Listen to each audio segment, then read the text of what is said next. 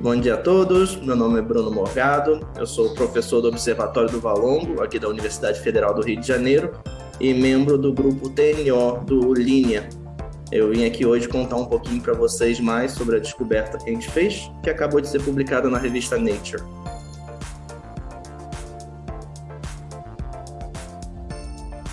Bom, desde o início do meu doutorado, eu venho trabalhando com uma técnica chamada ocultação estelar.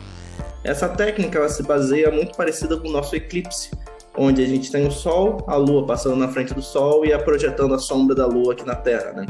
Então o que a gente tem é uma pequena estrela que está muito, muito longe da gente, um pequeno corpo do sistema solar que vai passar na frente dessa estrela e vai projetar essa sombra desse objeto aqui na Terra. A gente, ao observar essa sombra, a gente consegue, então, ter informações físicas sobre esse corpo, seu tamanho, sua forma. A gente pode perceber também se ele possui ou não uma atmosfera e também detectar material ao redor dele. E essa foi um dos grandes resultados desse trabalho. A gente trabalhou em cima do TNO Quasar, que ele é um objeto transneptuniano que está ali na órbita além de Netuno. Para vocês terem uma ideia, ele tem aproximadamente metade do raio de Plutão, ele tem seus 550 quilômetros de raio, e a gente fez essa observação dessa ocultação por esse objeto e conseguiu determinar a presença de anéis.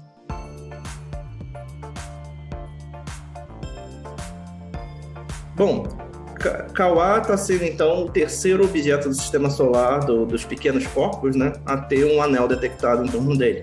Ele se junta aí ao Charip, que a descoberta tem aí aproximadamente 10 anos, foi feita em 2013 por outro brasileiro.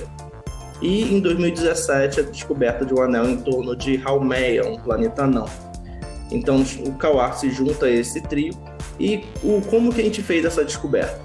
A gente, observando com a ocultação estelar, como eu mencionei anteriormente, a gente consegue caracterizar e perceber pequenas quedas de luz antes e após o que a gente espera ser o evento do Quasar propriamente dito. Então, essas pequenas quedas, quando a gente coloca tudo isso e olha como um conjunto de pontos, a gente vê que elas se representam como um disco, né, um anel em torno do Quasar.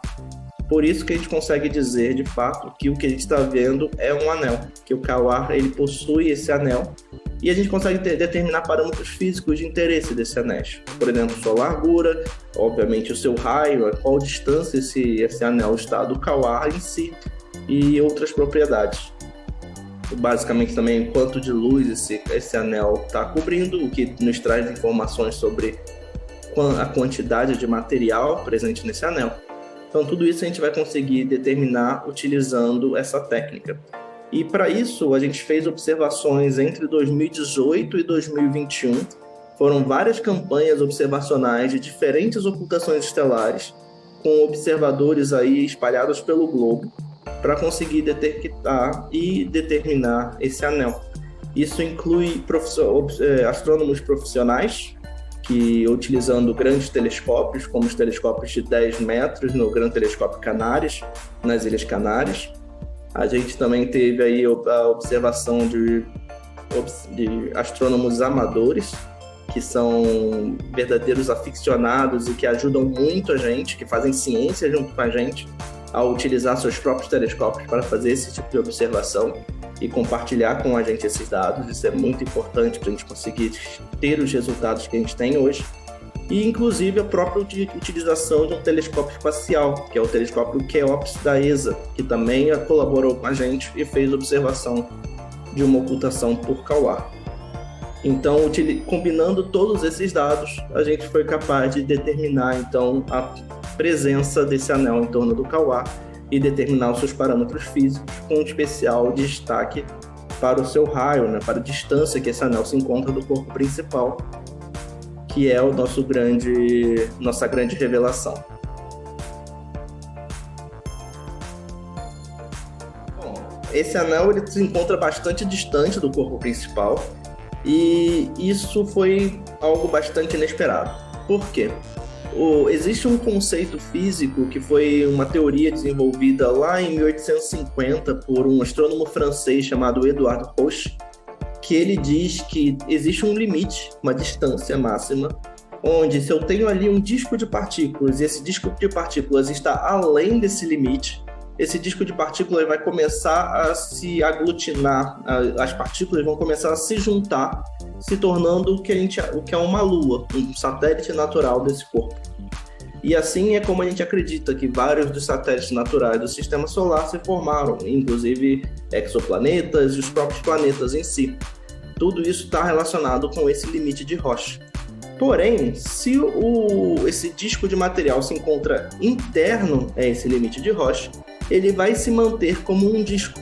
Ele não vai se agregar e ele vai se manter como um anel, que é o esperado e é o que acontece quando a gente olha para os diversos anéis do Sistema Solar, tanto os planetas gigantes quanto para os anéis dos pequenos corpos, como eu mencionei anteriormente, o Chariclo e o Haumea. Todos os anéis densos conhecidos hoje se encontram dentro do limite de Roche. Essa é o grande diferencial. O anel do Quasar é um anel denso, mas ele está além desse limite de Roche, ele está muito além. O que traz aí uma grande complicação para os cientistas para tentarem entender o porquê que esse anel não se tornou uma lua. O que está acontecendo em Quasar que permite com que esse anel seja estável. É importante mencionar que esse anel ele poderia estar evoluindo e se tornando uma lua em um pequeno intervalo de tempo.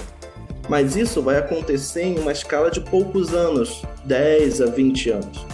Então, dado toda a história do Sistema Solar, né, toda a idade do Sistema Solar, é improvável que isso esteja acontecendo agora. É improvável que a gente esteja exatamente no lugar certo, na hora certa, para observar um fenômeno desse.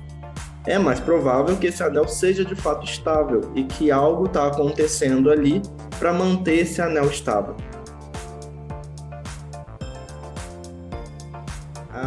O Quasar, a gente ter descoberto esse anel em torno do Quasar é algo que abre muitas portas, né? A gente precisa entender o porquê que esse anel está lá, porquê que ele está estável e o que está acontecendo. E isso, obviamente, não é um trabalho só para mim, é para a comunidade científica como um todo, né? Para as pessoas que trabalham com esse tipo de projeto. Então, tem bastante coisa ainda pela frente. Além disso, a gente tem diversos outros pequenos corpos no Sistema Solar que a gente também quer estudar. Então, não só mantendo nossas atenções em Quasar, que é um objeto muito, muito interessante, principalmente com a descoberta desse anel, a gente pode ser que encontre outros anéis e outros materiais em torno de outros pequenos corpos, o que também é muito interessante. Muito importante enfatizar que esse não é um trabalho que eu fiz sozinho. Esse trabalho envolve aí uma colaboração muito, muito grande, que tem basicamente 3 pilares. O primeiro é localizado no Observatório de Paris, que é liderado pelo Bruno Sicardi. O segundo, aqui no Brasil, uma colaboração entre o Observatório Nacional, o Linha, o Observatório do Valongo e a Universidade Tecnológica Federal do Paraná. A gente tem o grupo que a gente chama Grupo do Rio, que é liderado pelo Roberto Vieira Martins, doutor Roberto Vieira Martins. Além disso, tem colaboradores na Espanha, liderados pelo Dr. José Luiz Ortiz, que se encontra no Instituto de Astrofísica de Andaluzia, em Granada, na Espanha. Além desses 3 pilares, a gente tem uma colaboração imensa com um grupo muito grande de observadores, que, como eu mencionei, são verdadeiros aficionados que adoram astronomia e que fazem a observação e colaboram com o nosso grupo. Então, muitos dos resultados que a gente vem obtendo aí ao longo dos tempos não seria possível sem a colaboração dessas pessoas. Então, isso é muito, muito importante enfatizar.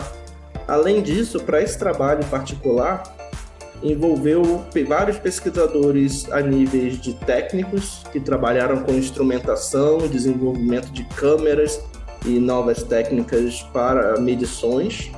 Além disso, a própria equipe do telescópio espacial Keops, que nos ajudou muito a conseguir observar essa ocultação utilizando um telescópio espacial.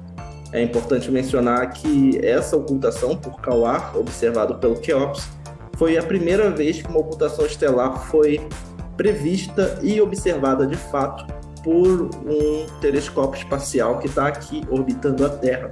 Então isso por si só foi um feito muito grande A gente não esperava encontrar os anéis ao fazer essa observação e trouxe aí uma grande novidade.